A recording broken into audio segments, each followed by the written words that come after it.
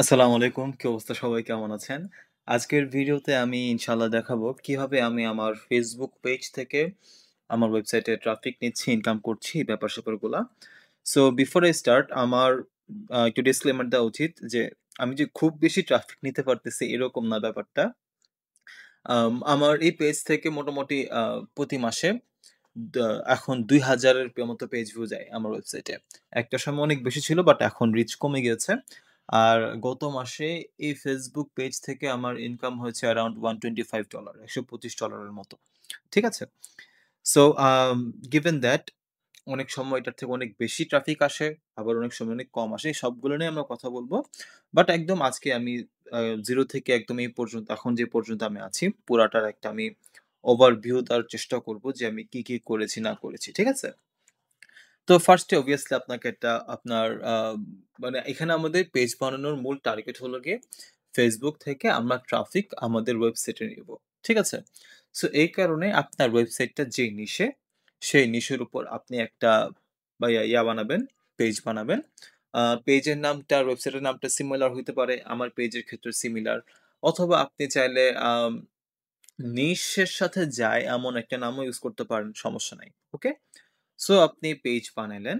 এখন ব্যাপারটা হলো গিয়ে আপনাকে শুরুতে টাকা ঢালতে হবে। খালি শুরুতে না, অ্যাকচুয়ালি সবসময় ঢালা লাগে। বাট শুরুতে আপনি রিটার্ন না দেখে আপনাকে কিছু টাকা ইনভেস্ট করতে হবে এড এর পেছনে। আপনি কিসে এড দিবেন? আপনি শুরুতে এড দিবেন আপনার পেজটার লাইক এবং ফলোয়ার বাড়ানোর জন্য। সো আপনি ধরেন দিনে আপনি $৫ দেন শুরু করেন এবং $৫ দিয়ে শুরু করলে মোটামুটি আশা করা যায় ১-২ মাসের মধ্যে আপনি যদি ভালো অ্যাড দিতে পারেন, আপনি অ্যাডের ব্যাপারগুলো ভালোমতো বোঝেন, আপনি কন্টিনিউয়াসলি টেস্ট করেন, তাইলে আপনি একেকটা ইউএস এর অডিয়েন্সের লাইক আশা করা যায় আপনি আ উইথিন 4-5 সেন্টস পেয়ে যাবেন। বাট শুরুতে এরকম রেজাল্ট আপনি পাবেন না। আপনাকে টেস্ট করতে হবে। বিভিন্ন অ্যাড ক্রিয়েটিভ টেস্ট করতে হবে। সো এই অ্যাড দিয়ে আপনি লাইক আনবেন। মোটামুটি আমি ওয়েট করেছিলাম ১০-১৫ হাজার লাইক না আসা পর্যন্ত আমি এই পেজ লাইক ক্যাম্পেইনটা চালিয়ে যাচ্ছিলাম। ঠিক আছে? তো আপনার তো ১০-১৫ হাজার লাইক আসলো।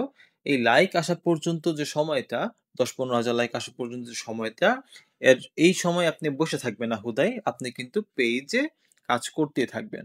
সো আপনি পেজে কনটেন্ট পাবলিশ করতে থাকবেন এবং এই কনটেন্ট দিয়ে আপনি আপনার ওয়েবসাইটে ট্রাফিক ড্রাইভ করতে থাকবেন। ঠিক আছে?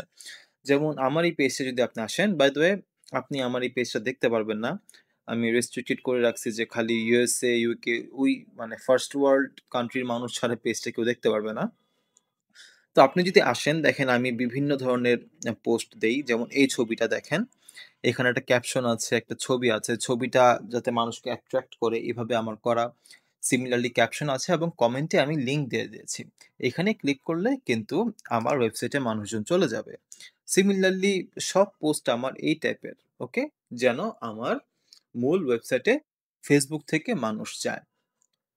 তো এখন আপনার এখানে অনেক ব্যাপার থাকে যে আপনি কি ধরনের ডিজাইনের ইমেজ বানাবেন, কেমন বানাবেন।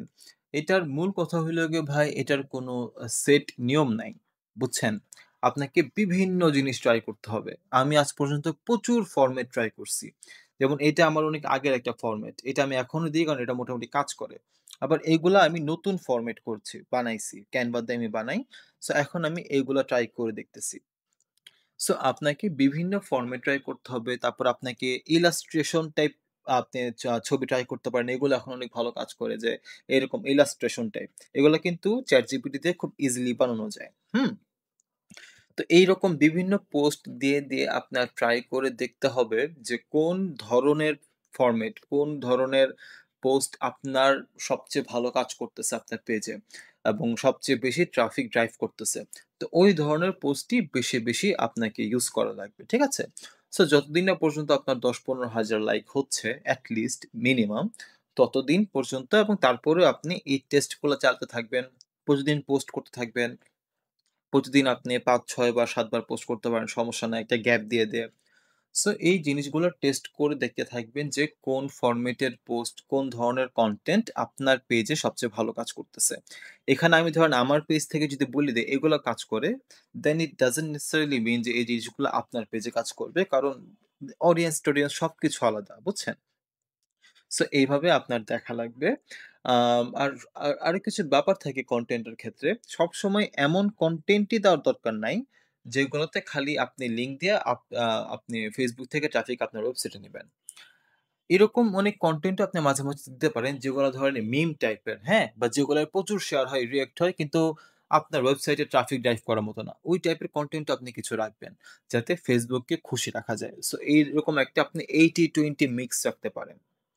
80% পোস্ট থাকবে যেগুলো আপনার ওয়েবসাইটে ট্রাফিক নেয়। বাকি 20% থাকবে যেগুলা জাস্ট এনগেজমেন্ট এর জন্য আপনি আপনার পেজে দিবেন। ঠিক আছে?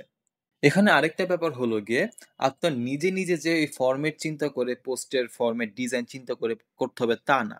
আপনার নিশের অন্যান্য সাকসেসফুল পেজ কি আছে সেটা আপনি দেখবেন। তারা কি করতেছে, তাদের কোন পোস্টগুলা সবচেয়ে বেশি লাইক, রিঅ্যাক্ট পাচ্ছে, সেইগুলার ডিজাইনটা আপনি আপনার মতো করে করবেন। একদম কপি মাইরা না, but you get the idea. Take inspiration from those winning designs. ঠিক আছে? যেমন আমি যদি আমার এই Facebook এ আসি, আপনি দেখবেন এই যে প্রজেক্ট নাইটফল, ওর একটা পেজ, ও নেসেসারিলি আমার নিশান না, কিন্তু সে যে ধরনের ডিজাইন করে আমি সেগুলা চেষ্টা করি ওইগুলাকে রেপ্লিকেট করতে, কারণ তার ওগুলা বেশ ভালো কাজ করে। ওকে। তারপর আমার এখানে অনেক কচ্ছপ রিলেটেড পেজ ফলো করা আছে। আমি দেখি তারা কি করতেছে, তারা কোন ধরনের কন্টেন্ট প্রমোট করতেছে, কোন ধরনের ডিজাইন তারা ইউজ করতেছে, সেগুলা আমি আমার পেজে আনার ট্রাই করি। কারণ তাদের ক্ষেত্রে যদি এটা সাকসেসফুল হয়, আমার ক্ষেত্রেও হওয়ার একটা চান্স থাকে। হবেই এমন কোনো বিষয় নেই, বাট একটা চান্স থাকে। সো আমার Facebook এই পেজের যে Facebook ফিডে দেখবেন আপনার প্রচুর অ্যানিমাল রিলেটেড পেজ ফলো-টলো দেওয়া আছে। জাস্ট যাতে আমি দেখে বুঝতে পারি যে কোন ধরনের আ আপনার পোস্ট কনটেন্ট এগুলা কাজ করতেছে, কোন ধরনের ডিজাইন কাজ করতেছে। এরপর যাতে আমি সেগুলো রেপ্লিকেট করতে পারি। আর আমার এই পেজের জন্য আমি একটা থার্ড পার্টি scheduler টুল ইউজ করি। যেটা ইউজ করি সেটার নাম হলো গো Sociomonials। আমি এখান থেকে দেখাই। Sociomonials.com। এটা আমি আপনার কোত্থেকে জানি কিনছিলাম? লাইফ টাইম ডিল নিয়েছিলাম। আম ওয়েবসাইটটার নাম ভুলে গেছি। ওই যে যেখানে লাইফ টাইম ডিল পাওয়া যায় অনেক। হ্যাঁ? তো আপনার হয়তোবা মনে পড়ছে, বা এই Sociomonials এখন আসলে ওই ডিলটা নাই। খুঁজেও লাভ নাই। আমি একটু তাও ট্রাই করে দেখি। Sociomonials। এই যে অ্যাপসুমো। তো অ্যাপসুমোতে সম্ভবত এখন আর নাই এই ডিলটা।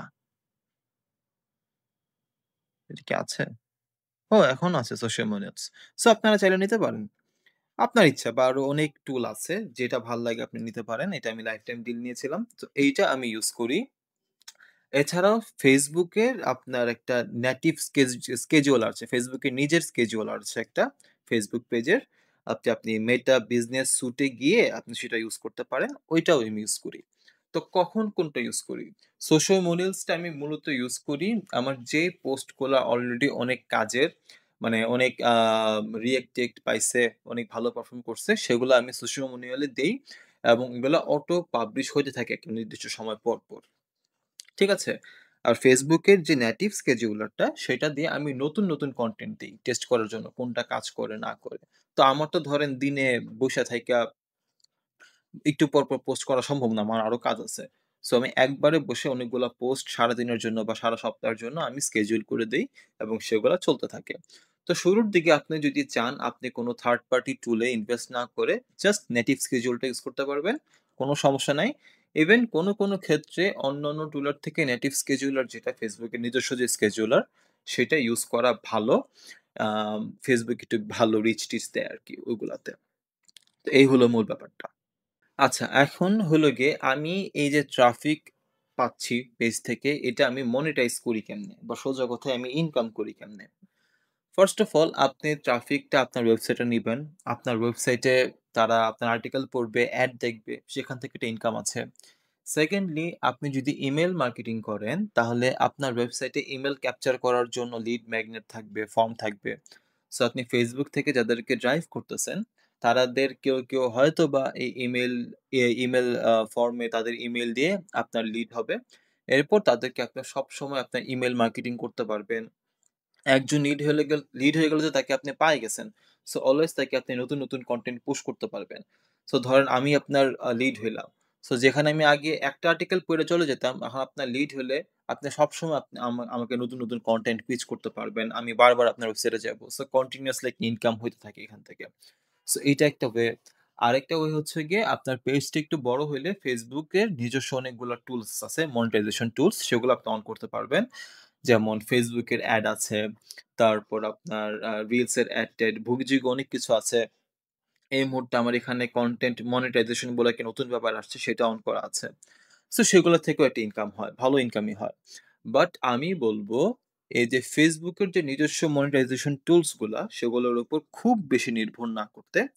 কারণ Facebook খুব শয়তান ভাই। মানে তাদের ইচ্ছামত তারা সবকিছু করে। কোনো এক্সপ্লেনেশন দেয় না, কোনো সাপোর্ট নাই। সো আমার ক্ষেত্রে এরকম হইছে বা অনেকের ক্ষেত্রে এরকম হয়েছে যে ধরেন আপনার সবকিছু ভালো, ভালো ইনকাম করতেছেন। হুট করে Facebook আপনার পেজের যে অ্যাড মনিটাইজেশনটা সেটা অফ করে দিবে, রেস্ট্রিক্টেড করে দিবে। কোনো কারণ নাই, কিছু নাই। হুট করে রেস্ট্রিক্ট করে দিবে। আপনি যে একটা অ্যাপিল করবেন, অ্যাপিল করার অপশন আছে কিন্তু অ্যাপিল করে কোনো লাভ হয় না এবং তাদের সাপোর্টে কথা বলেও কোনো লাভ হয় না। সো এই কারণে আমি Facebook এর নিজস্ব মনিটাইজেশন টুল গুলার উপর হ্যাঁ, যদি আমার কাছে থাকে আমি অন করে রাখি, ইনকাম আসে ভালো। বাট এগুলোর উপর আমি খুব রিলাই করি না। কারণ যেকোনো টাইমে এটা Facebook অফ করে দিতে পারে বা অনেক ঝামেলা করতে পারে। সো এটা আমি মানে খুব কঠিন বাস্তব শিক্ষা আরকি আমি এই পেজ থেকে পাইছি। আচ্ছা, এটা হলো গিয়ে এভাবে আপনি মনিটাইজেশন করতে পারেন মূলত। ওকে? এই হলো গিয়ে ব্যাপারটা।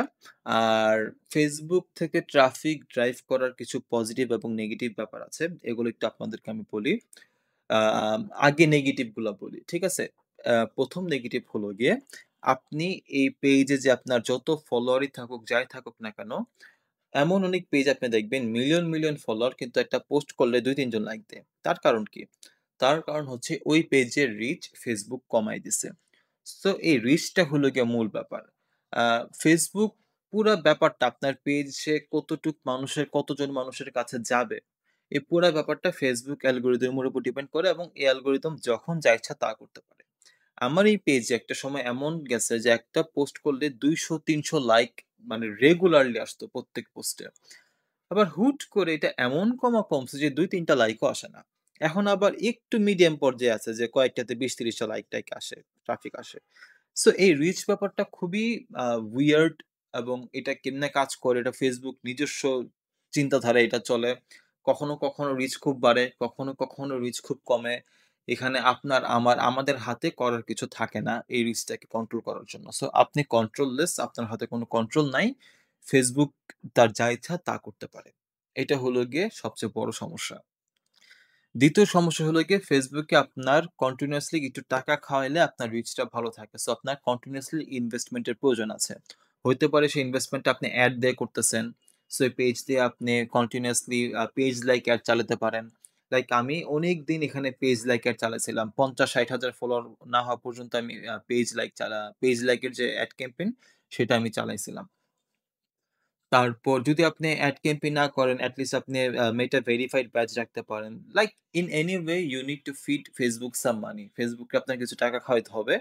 এতে মোটামুটি রিচটা মানে আমার দেখা মতে একটু স্টেবল থাকে। তাও আ মানে আপনার উঁচা-নিচা হয়ে যায়। রিচ কখনো বাড়ে, কখনো কমে। বাট আপনি যদি একটু ধরেন আপনি প্রতিদিন $২-৩ দিয়ে রাখলেন। দরকার পড়লে $১ দিয়ে রাখলেন। তাও একটু এড যদি আপনি কন্টিনিউয়াস রাখেন, আপনার পেজটা হুট করে বসে যায় না আরকি। আমার অভিজ্ঞতায় জিনিসটা আমি যেটা দেখছি। এই হলো গিয়ে ব্যাপার। আচ্ছা, এখন কিছু পজিটিভ জিনিস বলি। পজিটিভ হলো গিয়ে যখন আপনার একটা ভালো ফলোয়ারওয়ালা, ভালো অ্যাক্টিভ ওয়ালা পেজ থাকবে, আপনি যেকোনো নতুন কনটেন্ট, যেকোনো নতুন কনটেন্টের টপিক এগুলা খুব সহজে টেস্ট করে দেখতে পারবেন যে এই টপিকটা মানুষ পড়তেছে কিনা বা মানুষ খাচ্ছে কিনা। আগে আমরা যারা খালি এসইও এর উপর নির্ভর করতাম, ধরেন একটা আর্টিকেল লিখার পর আমার ৬ থেকে ৮ মাস ইউস আ আ বসে থাকা লাগতো ওইটা র‍্যাংক করানোর জন্য। যদি র‍্যাংক করে তাইলে আমি ট্রাফিক পাইতাম। দেখতাম যে এটা মানুষজন পড়তেছে নাকি পড়তেছে না। এখানে আ কতক্ষণ মানুষ থাকতেছে এই আর্টিকেলের পেজটাতে এই ব্যাপারগুলা। Facebook এটা ইনস্ট্যান্ট। আজকে যদি আমি একটা নতুন আর্টিকেল লিখি, ধরেন একটা নতুন অ্যাঙ্গেল, একটা নতুন একটা টপিক নিয়ে, আমি সাথে, সাথে এটা Facebook এ কয়েকবার পোস্ট করে দেখতে পারবো যে মানুষজন ওটা খাচ্ছে কিনা। এবং খাইলে আমি সাথে, সাথে ট্রাফিক পাওয়া শুরু করব। সো রেজাল্টটা ইনস্ট্যান্টলি আপনি পেয়ে যাবেন। আপনি ট্রাফিক ইনস্ট্যান্টলি প্রায় পাওয়া শুরু করবেন ইনশাআল্লাহ। যদি মানুষজন ওই টপিকটা খায়। সো এটা একটা ভালো দিক। যে আপনার ট্রাফিকের জন্য ওয়েট করা লাগে না অনেকদিন। আর 2nd ব্যাপার হলো গিয়ে আপনি যদি ভবিষ্যতে আপনার ওয়েবসাইটে কোনো ডিজিটাল প্রোডাক্ট লঞ্চ করেন, হইতে পারে কোনো একটা বই, পিডিএফ বা যেকোনো কিছু বা প্রিন্ট অন ডিমান্ড এই টাইপের জিনিস লঞ্চ করলে আপনি খুব সুন্দর মতো সেটা আপনার Facebook পেজে অর্গানিক্যালি পুশ করতে পারবেন, মার্কেটিং করতে পারবেন এবং এখান থেকে সেলস জেনারেট করতে পারবেন। আমি করি। তো এই কিছু সুবিধা আছে। আ এই আরকি। অসুবিধা মিলিয়ে সবকিছু। বাট আমাকে যদি বলেন, আমি বলব যে স্পেশালি বর্তমান সময়ে যেখানে Google আর র‍্যাংক দিচ্ছে না, একটা Facebook পেজ থাকা খুবই ভালো। কনস্ট্যান্ট ট্রাফিক ড্রাইভ করার জন্য এবং একটা মার্কেটিং ভেহিকল হিসেবে যেখানে আপনি আপনার নতুন কনটেন্ট, নতুন প্রোডাক্ট এই জিনিসগুলা আপনি মার্কেটিং করতে পারবেন, টেস্ট করতে পারবেন। তো এই আজকের ভিডিও। এভাবে আমি মূলত Facebook এ সবকিছু করি। যদি আপনাদের কোনো প্রশ্ন থাকে আমাকে করতে পারেন কমেন্টে। আর ভালো থাকবেন সবাই, সুস্থ থাকবেন। আল্লাহ হাফেজ।